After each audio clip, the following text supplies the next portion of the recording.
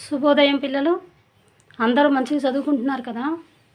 అయితే మనం గత క్లాస్లో చింత చెట్టు గురించి చెప్పుకున్నాం. మరొక్కసారి వాటిని గుర్తు చేసుకుందాం. చూడండి, ఇక్కడ తెలంగాణ ప్రాంతంలో అనేక రకాలైనటువంటి వృక్షాలు ఉంటాయి. వాటిలో మర్రి, రావి, వేప, చింత, మామిడి, మేడి, జువ్వి లాంటి పెద్ద పెద్ద చెట్లు ఎన్నో ఉన్నాయి. అందులో చింత చెట్టుతో మనకున్న సంబంధం విడదీయరానిది, అంటే అవినాభావ సంబంధం. అంటే చెట్లకి మనుషులకి ఉన్న సంబంధం ఎటువంటిదంటే విడదీయరాని సంబంధం అని మనం చెప్పుకున్నాం. అందులో చింత చెట్టు ఒకటి అని తెలుసుకున్నాం కదా. అయితే చింత చెట్టు వల్ల చాలా ఉపయోగాలు ఉన్నాయని చెప్పుకున్నాం. ఇంకేంటి ఉపయోగాలు ఉన్నాయి? ఇంకా చింతపండులో సి విటమిన్ ఉంటుంది. ఇంకా నీటిలో వచ్చే ఫ్లోరైడ్తో వచ్చే సమస్యలను చింతపండు నుంచి దూరం చేసుకోవచ్చు. అంటే రోగాల బారిన పడకుండా మనకి చింతపండు కాపాడుతుందని. ఇంకా చింతపండు ఏంటి, రోగిష్టులకి, జబ్బును పడ్డ వాళ్ళకి, వీళ్ళందరికీ కూడా చింతపండు మంచి పథ్యంగా ఉపయోగపడుతుందని కూడా మనం చెప్పుకున్నాం కదా. ఇంకా అంతేకాకుండా చింతతో చాలా ఉపయోగాలు ఉన్నాయి. చింతలో ప్రతిదీ మనకి ఉపయోగపడతాయి. చింత చిగురు, ఇంకా చింతపండు, ఈ విధంగా అన్నీ మనకి చింత బాగా ఉపయోగపడుతుందని చెప్పుకున్నాం. మళ్ళీ మన పెద్దవాళ్ళు ఉపయోగించే సామెతలు, జాతీయాలు ఇవన్నీ ఎక్కువ చింత చెట్టు నుంచే వచ్చాయని, చింత చెట్టు చాలా గట్టిగా ఉంటుందని, పిల్లలు ఉయ్యాలుగుతారు. ఇంకా స్కూళ్ళల్లో మాస్టర్లు కోపం వస్తే పూర్వం ఏం చేసేవారు, చింతపరికలతో కొట్టేవారు, దెబ్బ బాగా తగులుతుందని. ఈ విధంగా చింతలతో ఇంకేం చేస్తారు, ఈ చింత గింజల నుంచి కాఫీ పొడి తయారవుతుంది కూడా మనం చెప్పుకున్నాం. ఇంకా చింత గింజలతో పిల్లలు ఆడుకునే ఆటలు, అష్టాచెమ్మ ఆటలు, చిత్తుబొత్తు ఆట, పులి జూదం, వామనగుంట, పచ్చీసు ఇట్లాంటి ఆటలు చింత గింజలతో ఆడతారని చెప్పుకున్నాం. కాబట్టి చింత ప్రశస్తి చాలా ఉందని మనం చెప్పుకున్నాం నిన్నటి క్లాసులో. ఇప్పుడు మరికొద్దిగా పాఠం మిగిలింది, అదేంటో ఇప్పుడు చూద్దాం. చూడండి, ఇంకా చింతపండుతో తయారు చేసిన ఆహార పదార్థాలు చాలా రుచికరంగా ఉంటాయి. ముఖ్యంగా పులిహోర. ఈ పులిహోర, చింతపండుతో తయారు చేసిన పులిహోర చాలా రుచికరంగా ఉంటుంది. ఈ పులిహోరని గుడిలో నైవేద్యంగా కూడా దేవుడికి పెడతారని చెప్పుకున్నాం. ఇంకా అంతకంటే మంచి విషయం ఏంటంటే, ఇంకొక విషయం, హైదరాబాద్లోని ఇమ్లీబన్ అని చింతతోపు ఒకటి ఉంది. ఆ చింతతోపునిలోన ఒక బస్ స్టాండ్ కట్టారు. ఆ బస్ స్టాండ్కి ఇమ్లీబన్ బస్ స్టాండ్ అని పేరు పెట్టుకున్నారు. ఆ తర్వాత ఏం చెప్పాను, హైదరాబాద్లోని ఉస్మానియా దవాఖానా ఆవరణలో 1908 సంవత్సరంలో మూసీ నదికి వరదలు వచ్చినప్పుడు దాదాపుగా 150 మంది దాకా ఈ చింత చెట్టులు ఎక్కి ప్రాణాలు దక్కించుకున్నారు అని చెప్పుకున్నాం. అప్పుడు ఏం చేశారు, గవర్నమెంట్ వాళ్ళు అంటే సర్కార్ వాళ్ళు వచ్చి రోడ్డు విస్తరణ సమయంలో దారికి అడ్డంగా ఉన్నాయని ఈ చింత చెట్లను నరికేస్తుంటే అక్కడ ప్రజలు ఏం చేశారంట, నరకనివ్వలేదట. వాళ్ళు అడ్డం పడ్డారంట. మమ్మల్ని నరికిన తర్వాత ఆ చెట్లు నరకండి, అంతే తప్ప మీరు ఆ చెట్లు నరకడానికి వీలు లేదని వాళ్ళు అడ్డం పడ్డారంటే, చింత చెట్టుకి అక్కడ ఉన్న తెలంగాణ హైదరాబాద్లోని ప్రజలకి అవినాభావ సంబంధం ఉందో, వాళ్ళు చింత చెట్టుని ఎంత గౌరవంగా చూసుకుంటున్నారని కూడా నిన్న మనం చెప్పుకున్నాం. ఇంకా చింత ఆరోగ్యానికి కూడా మంచిదని, ఇందులో సి విటమిన్ ఉంటుందని, దీనితో అనేక రకాల ఔషధ గుణాలు ఉన్నాయని, చాలా రకాల మందులు తయారు చేస్తారని, చెట్టు బెరడు, కొమ్మ, ఆకు అన్నీ కూడా వైద్యానికి ఉపయోగపడతాయని మనం చెప్పుకున్నాం. అంతవరకు నేను చెప్పుకున్నాం. ఇప్పుడు చూడండి, పేజ్ నెంబర్ 101లో, నేను వంటలోకే కాదు వంట చేయడానికి కూడా కట్టెలిస్తా. నా బొగ్గులకు ఒక ప్రత్యేకత ఉన్నది, అవి కనకన మండుతాయి, ఎక్కువ కాకను ఇస్తాయి. ఇక్కడ కాక అంటే వేడి, సెగ.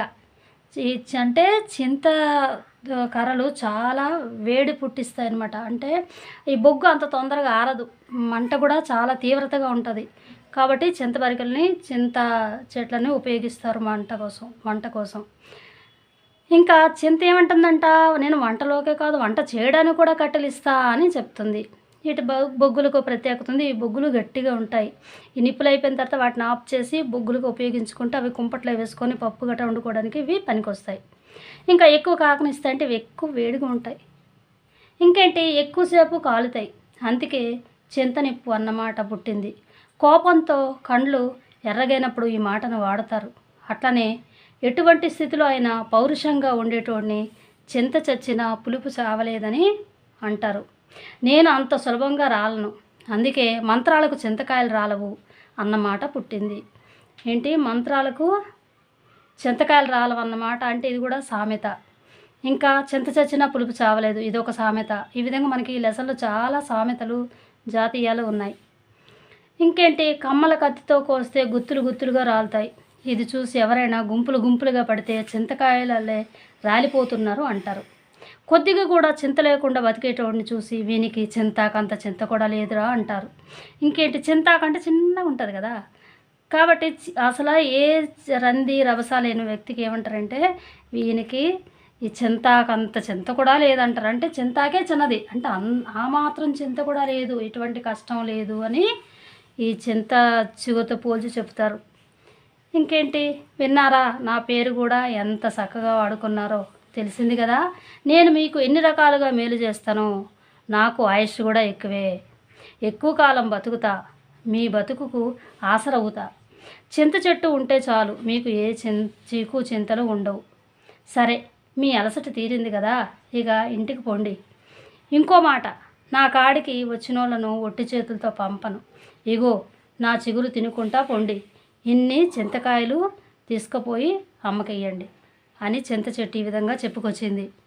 ఇంకేమంది, పిల్లలు మీరు వెళ్తున్నారు కదా, ఉత్తి చేతులు తెల్లొద్దు, నా చింతకాయలని తీసుకొని తినుకుంటూ వెళ్ళండి. ఇంకా మిగిలిన చింతకాయలు మీ అమ్మకి ఇవ్వండి, మీ అమ్మ చింతకాయ పచ్చడి ఏదో చేసుకుంటుంది అని చెప్తుంది చింత చెట్టు. ఇంకా ఈ విధంగా చింత చెట్టుకి ఆయుష్ కూడా ఎక్కువే అనుకొని చెప్తుంది. ఇంకా దానివల్ల ఏంటవుతుంది, మన బతుకుకు ఆసర అవుతుంది. చింత చెట్టు ఉంటే చాలు, మీకు ఏ చీకు చింతలు ఉండవు. చింత చెట్టు ఉంటే పాత బాకీలు అన్నీ తీరిపోతాయి అంటారు. అంటే చింతపండు అమ్ముకుంటే చాలా రేట్ వస్తుంది, ఒక్క చింత చెట్టు ఉంటే ఇంచుమించు ఫ్యామిలీ బ్రతికేవచ్చు అని ఈ చింత చెట్టు తన గురించి తాను చెప్పుకుంటుంది. ఈ విధంగా తన గురించి తాను చెప్పుకునే దాన్ని స్వాగతం అని కూడా మనం చెప్పుకున్నాం. ఈ విధంగా మనం ఈ చింత చెట్టు చింత పండు వల్ల మనకి ఎన్ని ఉపయోగాలు ఉన్నాయో ఈరోజు మనం ఈ లెసన్ ద్వారా పూర్తిగా తెలుసుకున్నాం కదా. ఇంతటితో మనకి ఈ చింత చెట్టు లెసన్ పూర్తయింది. ఇప్పుడు మనం ఏం చేస్తామంటే టెక్స్ట్ బుక్ గ్రామర్ చూద్దాం. ఇప్పుడు చూడండి పిల్లలు, పేజ్ నెంబర్ 102లో చూడండి, క్రింది ఇచ్చిన సూచనల ఆధారంగా పదం కనుక్కొని రాయండి. అంటే ఇక్కడ కొన్ని సూచనలు ఇస్తారు, ఈ అంటే హింట్స్ ఇస్తారు. హింట్స్ ద్వారా మనకు పదం ఏందో కనుక్కోవాలి. అంటే ఇది ఒక విధంగా పొడుపు కథలు లాంటివి అనుకుందాం. చూడండి, ఇక్కడ ఏముంది, 2 అక్షరాల పదాన్ని నేను, ఇంట్లో మొగ్గను, బయట పువ్వును, ఎండకు వానకు అండగుంటాను, ఎవరిని నేనెవరిని. ఏమంటుంది, 2 అక్షరాల పదం అట. ఇంకా ఇంట్లో మొగ్గగా ఉంటుందట, బయటకు వెళ్ళేటప్పుడు పువ్వు అవుతుందట, ఎండకు వానకు అండగుంటుందంట, ఎవరిని నేనెవరిని అంటుంది. అంటే ఈ పాటకి మీకు అర్థమైపోయే ఉండొచ్చు. ఇదేంటి, ఇంట్లో మొగ్గ బయట పువ్వు అంటే గొడుగు కదా. ఇదేంటి, పాఠం ఫస్ట్ పేరాలో ఉన్నాను, వెతికి రాయండి అంది. అయితే గొడుగుని ఏమంటారు, ఛత్రి అంటారు. ఛత్రి అంటే గొడుగు. ఇది 2 అక్షరాల పదం కదా. ఇప్పుడు గొడుగు అని చెప్పుకుంటారు, 3 అక్షరాల పదం అయింది కదా. కాబట్టి ఇక్కడ ఛత్రి, గొడుగు అన్నా కరెక్టే, కానీ ఛత్రి అనేది కరెక్ట్ పదం. ఎందుకంటే ఇక్కడ చెప్పేసింది 2 అక్షరాల పదం అని, కాబట్టి ఛత్రి అనేది కరెక్ట్ ఆన్సర్. తర్వాత, నేను 4 అక్షరాల పదాన్ని, మొదటి 2 అక్షరాలకు అర్థం బాధ దిగులు, చివరి 2 అక్షరాలు కలిపితే కాయల్లో పండ్లలో ఉంటా. ఇదేంటో చెప్పండి అంటుంది. ఏంటంటే ఎన్ని అక్షరాల పదం, 4 అక్షరాల పదం అట. మొదటి 2 అక్షరాలకు అర్థం ఏమని వస్తుంది, బాధ అని వస్తుంది, ఇంకా దిగులు అని కూడా వస్తుంది. చివరి 2 అక్షరాలు కలిపితే కాయల్లో పండ్లలో ఉంటా అంటుంది. అయితే ఇది 3వ పేరాలో ఉన్నదట. ఈ క్లూ ఏంటో వెతకండి అని అంటుంది. వెతకడం ఎందుకు, మనకు అర్థమైపోతుంది కదా, చింత గింజ అని. చింత అంటేనే బాధ దిగులుగా ఉన్నవారిని బాగా చింతపడుతున్నాడు అంటారు కదా. బాధ దిగులు అంటే చింత. ఇంకా చివరి 2 అక్షరాల్లో పోతే కాయల్లో పండ్లో ఉంటా. కాయల్లో పండ్లో ఉండేది ఏంటి, గింజ. ఫస్ట్ 2 అక్షరాలు చింత, లాస్ట్ 2 అక్షరాలు గింజ, కాబట్టి చింత గింజ దీని యొక్క ఆన్సర్. 3వది చూడండి, నేను 4 అక్షరాల పదాన్ని, మొదటి 2 అక్షరాలతో ఒక జంతువు పేరు. పాఠం 5వ పేరాలో ఉన్నాను, అర్థం కాలేదా, నేను గుడిలో ప్రసాదాన్ని అంటుంది. ఏంటంట, 4 అక్షరాల పదం అంట, మొదటి 2 అక్షరాలతో ఒక జంతువు పేరు వస్తుందంట, ఇంకా గుడిలో ప్రసాదాన్ని కూడా అని చెప్తుంది. అర్థమైపోయింది కదా మీకు ఈ పాటికి ఏంటో. ఫస్ట్ 2 అక్షరాలు అంటే పులి, లాస్ట్ 2 అక్షరాలు హోర, కలిపితే పులిహోర. ఈ పులిహోర గుడిలో ప్రసాదం కూడా సమర్పించుకుంటారు కదా. ఇది నా ఆన్సరు, పులిహోర. ఇకపోతే 4వది చూడండి, ఇవి ఇంచుమించు పొడుపు కథలు అనుకోండి. 4వది ఏంటి, నేను 3 అక్షరాల పదాన్ని, 8వ పేరాలో ఉన్నాను, ఎటు నుండి చదివినా ఒకటే, చాలామందికి నా రుచి ఇష్టం, చదవండి వెతకండి అంటుంది. ఏంటట, 3 అక్షరాల పదం అట, ఎటు నుండి చదివినా ఒకటే అర్థం వస్తుందట. అంటే ఎటు నుండి చదివి 3 అక్షరాల పదం, ఎటు నుండి చదివినా మార్పు ఉండని పదం అనమాట. అదేంటి? ఈ రుచి అంటే చాలామందికి ఇష్టం అంటుంది. అదేంటంటే పులుపు. పులుపు చూడండి 3 అక్షరాలు. ఇది ఇటు నుండి చదివినా వెనుక నుండి చదివినా పులుపే వస్తుంది చూసుకోండి. పులుపు. కాబట్టి దీని అర్థం పులుపు. పేజ్ నెంబర్ 103 చూడండి. పేజ్ నెంబర్ 103లో అఖిల్ కొత్త బట్టలు వేసుకున్నాడు. ఈ ముందు ఇక్కడ హెడ్డింగ్ చూద్దాం. క్రింది వాక్యాలను చదవండి. గీత గీసిన పదాల స్థానంలో దానికి వ్యతిరేక అర్థాన్ని ఇచ్చే పదాలు చేర్చి వాక్యాలు తిరిగి రాయండి. ఇక్కడ మీరు జాగ్రత్తగా చదవాలి. హెడ్డింగ్ చూడండి. క్రింది కొన్ని వాక్యాలు ఇచ్చారు. ఆ వాక్యాల కింద గీత గీశారు. ఆ గీత గీసిన పదాల స్థానంలో ఏ పదం అయితే ఉందో దానికి వ్యతిరేక అర్థాన్ని ఇచ్చి వ్యతిరేక అర్థంతో ఒక పదం రాసి మళ్ళీ మొత్తం వాక్యాన్ని తిరిగి రాయండి. అర్థమైంది కదా? ఇక్కడ చూడండి, మీకు ఒకటి చూస్తే అర్థమైంది. ఉదాహరణ, అఖిల్ కొత్త బట్టలు వేసుకున్నాడు కదా. ఇప్పుడు మనకి కొత్త అన్న దగ్గర అండర్లైన్ చేసి ఉంది. అంటే దీనికి వ్యతిరేక పదం రాయాలి, అంటే ఆపోజిట్ వర్డ్ రాయాలి. కాబట్టి ఇక్కడ ఆపోజిట్ వర్డ్ రాస్తూ మీ వాక్యం మొత్తం రాయాలి యాజ్ ఇట్ ఈస్గా. ఈ ఒక్క కొత్త అన్న దగ్గరే మార్పు చేసి రాయాలి. కాబట్టి ఇప్పుడు ఏం రాయాలంటే మనం అఖిల్ కొత్తకి ఆపోజిట్ ఏంటి? పాత. కాబట్టి అఖిల్ పాత బట్టలు వేసుకున్నాడు. ఇక్కడ అఖిల్ కొత్త బట్టలు వేసుకున్నాడు అని ఉంది. దానికి ఆపోజిట్ ఏంటి? అఖిల్ పాత బట్టలు వేసుకున్నాడు. అర్థమైంది కదా? ఈ కొత్త అన్న దగ్గర అండర్లైన్ ఉంది కాబట్టి దానికే మనం మార్పు చేసి పాత అని రాసి మొత్తం వాక్యాన్ని తిరిగి రాసుకోవాలి. ఆ తర్వాత ఇది చూద్దాం చూడండి. మా ఊరికి బడి చాలా దూరం. ఇక్కడ దూరం అన్న దగ్గర అండర్లైన్ ఉంది, కనిపిస్తుంది కదా మీకు. మా ఊరికి బడి చాలా దూరం అంటే ఈ ఒక్క దూరానికే మార్చాలి. దూరంకి ఆపోజిట్ ఏంటి? దగ్గర. కాబట్టి మనం ఏం రాయాలి? మా ఊరికి బడి చాలా దగ్గర అని మొత్తం వాక్యం రాయాలి.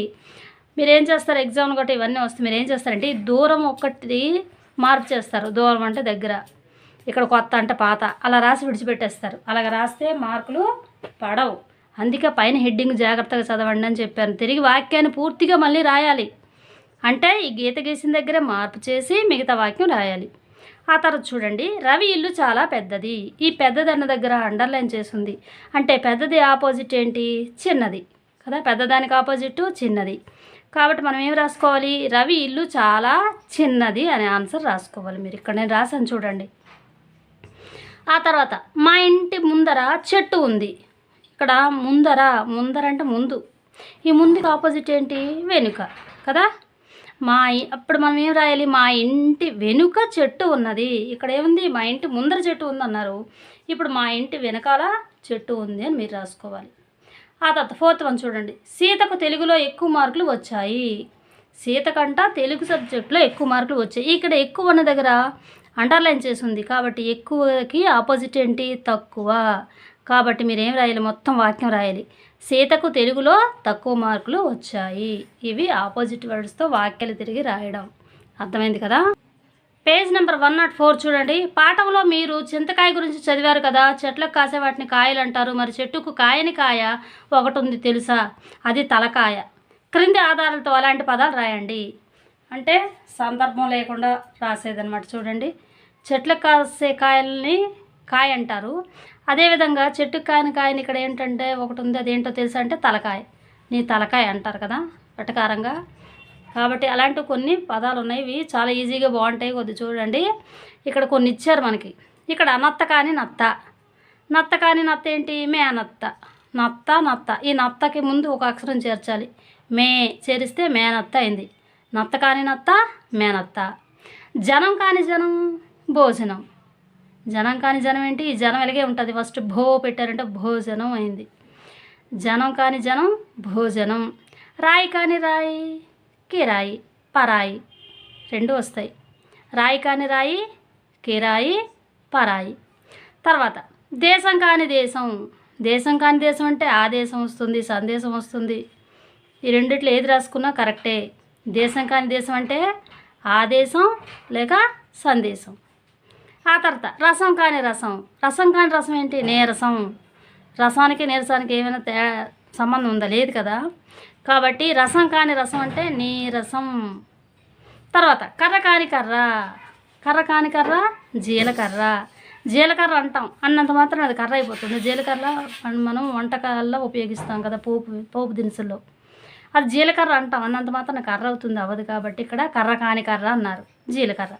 ఆ తర్వాత తాళం కాని తాళం, తాళం కాని తాళం పాతాళం, తాళం కాని తాళం ఏంటి? పాతాళం.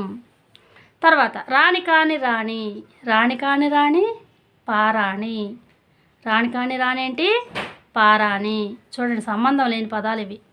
తర్వాత కోడి కాని కోడి, కోడి కాని కోడి పకోడి అంటాం, పకోడీలో కోడి ఉంటుందా? లేదు కదా, కాబట్టి అందుకే కోడి కాని కోడి పకోడి, ఇది మీ అందరికీ తెలుసు.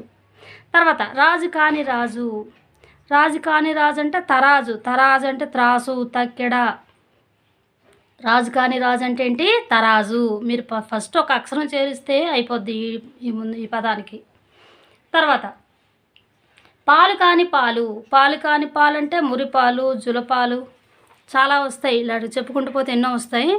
మీరు ఒక్కటి గుర్తుపెట్టుకోండి, అన్నీ వద్దులేండి, మొదటికి మోసం వస్తుంది. కాబట్టి పాలు కాని పాలు అంటే మురిపాలు. ఇంకోటి జులపాలు, జులపాలు అంటే జుత్తు, జుత్తు కొద్దిగా పెద్దగా పెంచితే జులపాలు ఎగరవేస్తున్నాడు అంటారు. కాబట్టి పాలు కాని పాలు అంటే మురిపాలు, జులపాలు. ఇంకోటి మాట కాని మాట, మాట కాని మాట టమాటా, ఇది కూడా మీ అందరికీ తెలుసు. మాట కాని మాట టమాటా. అర్థమైంది కదా పిల్లలు? ఇది కూడా పాలు కాని పాలు మురిపాలు, మాట కాని మాట టమాటా. ఇకపోతే చివరగా టెక్స్ట్ బుక్ చివరగా ఉన్న ఈ గ్రామర్ చూడండి. రోమన్ నెంబర్ 6లో భాషను గురించి తెలుసుకుందాం అని ఉంది. ఇక్కడ చూడండి, క్రింది వాక్యాలను విడదీసి 2 వాక్యాలుగా రాయండి అని ఉంది. క్రింది వాక్యాలను విడదీసేట 2 అంటే ఒక వాక్యం ఇస్తారా, ఒక వాక్యాన్ని మనం 2 వాక్యాలుగా రాయాలి. ఇప్పుడు చూడండి, అంటే మన దగ్గర ఒక చాక్లెట్ ఉందనుకో, ఆ చాక్లెట్ని 2 సర్దాలంటే ఏం చేస్తాం? మధ్యకు ముక్క చేస్తాం కదా, అలానే. ఇప్పుడు ఉదాహరణ ఏంటి? వ్యాసుడు కాశీ నగరానికి వచ్చి తపస్సు చేశాడు అని ఒక్క వాక్యం ఉంది. ఈ ఒక్క వాక్యాన్ని 2 వాక్యాలుగా మార్చాలంటే ఈ కామా దగ్గరనే మనం పులి స్టాప్ పెట్టుకోవాలి. ఇప్పుడు చూడండి, వ్యాసుడు కాశీ నగరానికి వచ్చాడు ఒక వాక్యం అయింది. ఇక రెండో వాక్యం ఏంటి? వ్యాసుడు తపస్సు చేశాడు. అంటే ఈ ఒక్క వాక్యాన్ని మనం 2 వాక్యాలకు మార్చుకున్నాం. చూడండి, వ్యాసుడు కాశీ నగరానికి వచ్చి తపస్సు చేశాడు అన్నది వాక్యం కదా, దాన్ని ఇప్పుడు మనం 2 వాక్యాలుగా రాయాలంటే ఏంటి? వ్యాసుడు కాశీ నగరానికి వచ్చాడు ఒకటైపోయింది. తర్వాత వ్యాసుడు తపస్సు చేశాడు, మళ్ళీ వ్యాసుడు అని ముందు చేర్చాలి. అంటే ఈ పదాల దగ్గర ఈ పేరు 2 సార్లు వస్తుంది. ఈ కామా దగ్గర ఫుల్ స్టాప్ వస్తుంది, మళ్ళీ ఫుల్ స్టాప్ తర్వాత మళ్ళీ మొదటి నుంచి వ్యాసుడు అని పేరు. అంటే ఇక్కడ వ్యాసుడు 2 సార్లు రాసుకోవాలి. అర్థమైందా? ఇప్పుడు చూడండి, మనకి ఇక్కడ ఎగ్జాంపుల్స్ ఇచ్చారు. ఏంటి? మాధవ్ మైదానానికి పోయి ఖోఖో ఆట ఆడాడు. మాధవ్ అన్న అబ్బాయి ఏంటట, మైదానానికి అంటే ప్లే గ్రౌండ్కి వెళ్ళాడు, అక్కడ ఖోఖో ఆట ఆడాడు. ఇదంతా ఒక వాక్యం. ఇప్పుడు దీన్ని మనం 2గా చేసుకోవాలి. ఎలా చేసుకోవాలంటే, ఇక్కడ కామా దగ్గర ఫుల్ స్టాప్ పెట్టుకోవాలి. ఫుల్ స్టాప్ పెట్టుకోవాలంటే ఏం చేయాలి? మాధవ్ మైదానానికి పోయాడు అంటే ఇక్కడ ఫుల్ స్టాప్ వస్తుంది. తర్వాత మళ్ళీ కొత్తది ఇంకోటి రాసుకోవాలి. మాధవ్ ఖోఖో ఆట ఆడాడు అంటే ఇప్పుడు 2 వాక్యాలు వచ్చాయి కదా. తర్వాత రెండోది చూడండి, ప్రకాష్ బడికి వచ్చి గోడ మీద వార్తలు రాశాడట. ప్రకాష్ ఏం చేశాడట? బడికి వచ్చాడట, గోడ మీద వార్తలు రాశాడు. దీనికి మనం 2 వాక్యాలుగా రాసుకుంటే, ఇప్పుడు చెప్పాను, ఈ కామాని మనం ఫుల్ స్టాప్ చేసుకోవాలి. కాబట్టి ఇక్కడతో ఒక వాక్యం వస్తుంది. ఏంటి? ప్రకాష్ బడికి వచ్చాడు. ఇక్కడ వచ్చి దగ్గర వచ్చాడు అని రాస్తాం. వచ్చాడు అని రాసి ఇక్కడ ఫుల్ స్టాప్ పెట్టి మళ్ళీ ఫస్ట్ నుంచి మొదలు పెడతాం. ప్రకాష్ గోడ మీద వార్తలు రాశాడు. ఇప్పుడు 2 వాక్యాలు అయ్యాయి కదా. ఇప్పుడు మూడోది చూడండి, మామయ్య రాగి జావ తాగి పేపర్ చదివాడు. ఏముంది? మామయ్య రాగి జావ తాగి పేపర్ చదివాడు కదా. ఇక్కడ మామయ్య రాగి జావ తాగాడు ఫుల్ స్టాప్, మామయ్య పేపర్ చదివాడు. ఇవి 2 వాక్యాలు వచ్చాయి కదా. 4th వన్ చూడండి, నిఖిల్ కథల పుస్తకం చదివి కథను చెల్లికి చెప్పాడు. ఏం చేశాడట? నిఖిల్ కథల పుస్తకం చదివి అందులోని కథను వాళ్ళ చెల్లికి చెప్పాడట. ఇప్పుడు దీన్ని 2గా చేసుకోవాలంటే ఏం చేసుకోవాలి?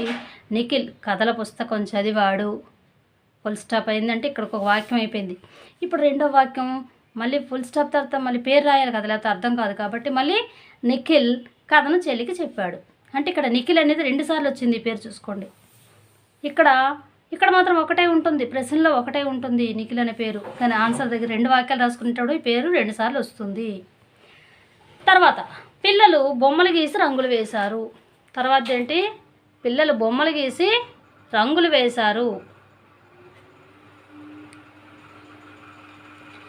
అయితే ఇక్కడ మళ్ళీ దీన్ని కూడా 2 వాక్యాలు రాసుకోవాలంటే ఏం రాయాలి, పిల్లలు బొమ్మలు గీశారు, పిల్లలు రంగులు వేశారు. 2 వాక్యాలు వచ్చాయి కదా. ఇది దీని కింద మరొకటి ఉంది చూడండి, క్రింది 2 వాక్యాలను కలిపి ఒక వాక్యంగా రాయాలి. ఇంతవరకు మనం ఏం చేసాము, ఒక వాక్యాన్ని 2 వాక్యాలుగా విడగొట్టాము. ఇప్పుడు 2 వాక్యాలని కలిపి ఒకటిగా చేయాలి. అంటే చిరిగిపోయిన 2 కాగితం ముక్కలు అతికించినట్టే ఇది కదా. ఇప్పుడు చూడండి, ఇక్కడ ఏముంది, చాందిని పాటలు పాడింది, చాందిని బహుమతులు గెలుచుకున్నది. చాందిని పాటలు పాడిందట, చాందిని బహుమతులు గెలుచుకుంది. ఇదంతా ఇవి 2 వాక్యాలు ఉన్నాయి కాబట్టి 2 వాక్యాలు మనం సింపుల్గా ఒక వాక్యంగా చేసుకోవాలంటే ఏం చేయాలి, ఇక్కడ ఫుల్ స్టాప్ ఉంది కదా, ఈ ఫుల్ స్టాప్ని మనం కామా చేసేయాలి. కామా చేసేటప్పుడు ఇదంతా ఒక వాక్యంగా అవుతుంది. కాబట్టి చాందిని పాటలు పాడి బహుమతులు గెలుచుకుంది. ఇక్కడ ఒక వాక్యంగా రాసినప్పుడు చూడండి పేరు ఒక్కసారే వస్తుంది, ఎందుకంటే ఇదంతా ఒక వాక్యం కాబట్టి ఆ వ్యక్తి పేరు ఒక్కసారే వస్తుంది. దాన్ని మనం 2 వాక్యాలుగా చేసేటప్పుడు మాత్రం పేరు 2 సార్లు వస్తుంది. ఇది ఒకటి గుర్తుపెట్టుకోండి బాగా. ఇక్కడ క్వశ్చన్ ఏముంది, చాందిని 2 సార్లు వచ్చింది కాబట్టి 2 సార్లు అవసరం లే, మనం ఒక్క పదంగా రాసుకుంటున్నాం, ఒక వాక్యంగా రాసుకుంటున్నాం కాబట్టి చాందిని పాటలు పాడి బహుమతులు గెలుచుకుంది. తర్వాత భాస్కర్ సంచి తీసుకున్నాడు, భాస్కర్ బజార్కి వెళ్ళాడు. ప్రతిసారి భాస్కర్ అని తగిలించుకోవడం ఎందుకు, ఈ లింకు తీసేద్దాం. తీస్తే ఇప్పుడు ఏమొస్తుంది, భాస్కర్ సంచి తీసుకొని రైతు బజార్కు వెళ్ళాడు. ఇంకా భాస్కర్ అనే పేరు ఇక్కడ 2సారి తీసేసాం. ఇదంతా ఎందుకంటే ఒక వాక్యంగా చెప్పుకుంటున్నాం కాబట్టి పేరు 2 సార్లు రానవసరం లేదు. కాబట్టి భాస్కర్ సంచి తీసుకొని రైతు బజార్కి వెళ్ళాడు అంటే ఇక్కడ ఫుల్ స్టాప్ ఉంది, కామా చేయాలి. కామా అనేది ఫుల్ స్టాప్ చేయాలి, అది బాగా గుర్తుపెట్టుకోండి, బండ గుర్తు. ఆ తర్వాత చూడండి, రజని బట్టల దుకాణానికి వెళ్ళింది, రజని పాప కోసం బట్టలు కొన్నది. అంటే ఇప్పుడు ఆన్సర్ చూద్దాం. రజని బట్టల దుకాణానికి వెళ్ళి పాప కోసం బట్టలు కొన్నది, అర్థమైంది కదా. తర్వాత ఇంకోటి, రహీం రైల్వే స్టేషన్కు వెళ్ళాడు, రహీం రైలు ఎక్కాడు. ఇంకా 2 సార్లు ఎందుకు రహీం అని, రహీం రైల్వే స్టేషన్కి వెళ్ళి రైలు ఎక్కాడంటే సరిపోతుంది కదా.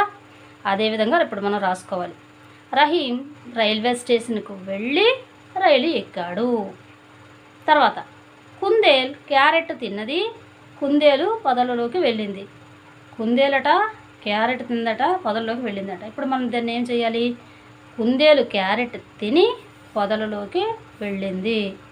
కాబట్టి ఇక్కడ కుందేలు అనేది పైన క్వశ్చన్లో కుందేలు అనే పేరు 2 సార్లు వచ్చింది. మనం ఇప్పుడు ఆన్సర్ రాసుకునేటప్పుడు ఒక్కటే కుందేలు తీసేస్తాం, ఒకటే రాస్తాం, కుందేలు క్యారెట్ తిని పొదలలోకి వెళ్ళింది. ఇది వెరీ సింపుల్ అమ్మా. ఏంటంటే మీరు బాగా గుర్తుపెట్టుకోవాల్సింది, ఇక్కడ కామా ఉన్నదని ఫుల్ స్టాప్ చేయాలి, ఫుల్ స్టాప్ ఉందని కామా చేసి వాక్యాలు రాయాలి, అంతే. ఇంతటితో మనకి పాఠమైంది. అయితే మీరందరూ ఏం చేస్తారంటే ఈ మనకి లెసన్లో ప్రాజెక్ట్ వర్క్ ఉంది. ఈ ప్రాజెక్ట్ వర్క్కి నేనేం చేస్తానంటే ఒక చింత చెట్టు బొమ్మ గీసి మీకు ఫోటో పెడతాను, అది చూసి యాజ్ ఇట్ ఈజ్గా మీరు రాసి ప్రాజెక్ట్ పంపండి, అర్థమైంది కదా. అలాగే క్వశ్చన్ అండ్ ఆన్సర్స్ నేను పిక్చర్స్ పెడతాను, అవి మీరు ఏం చేస్తారంటే క్లాస్ వర్క్లో రాసుకోండి, అర్థమైంది కదా. అర్థాలు ఎక్కువ లేదు, 2 అర్థాలే ఉన్నాయి, 2 క్వశ్చన్ అండ్ ఆన్సర్స్ ఉన్నాయి. ఈ రేపు నేను ఫొటోస్ తీసి పెడతాను, మీరు అవి క్లాస్ వర్క్లో రాసుకోండి. ప్రాజెక్ట్ వర్క్ అందరూ కంపల్సరీగా చేయండి. ఆ ఫోటో కూడా నేను పెడతాను, అది చూసి మీరు ప్రాజెక్ట్ రాసి నాకు పంపండి. ప్రాజెక్ట్ రాస్తేనే మార్కులు వేస్తాం. ఈ మార్కులు మీకు SA2కి కలుస్తాయి. కాబట్టి ప్రతి ఒక్కరు హోంవర్క్ చేయాలి, ముఖ్యంగా ప్రాజెక్ట్ పని చేయాలి, అర్థమైంది కదా. ఇంతటితో మనకి 5th class Telugu text book syllabus మొత్తం కంప్లీట్ అయిపోయింది. ఏ చిన్న పాయింట్ కూడా విడిచిపెట్టకుండా మొత్తం నేను చెప్పాను. కాబట్టి మీరందరూ ఒకసారి జాగ్రత్తగా చదవండి. 6th, 7th, 8th, 9th, 10th lessons మనకి SA2కి వస్తాయి, బాగా గుర్తుపెట్టుకోండి. ఇక్కడ వరకు బాగా చదవండి. సరే పిల్లలు, అర్థమైంది కదా. ఉంటా మరి.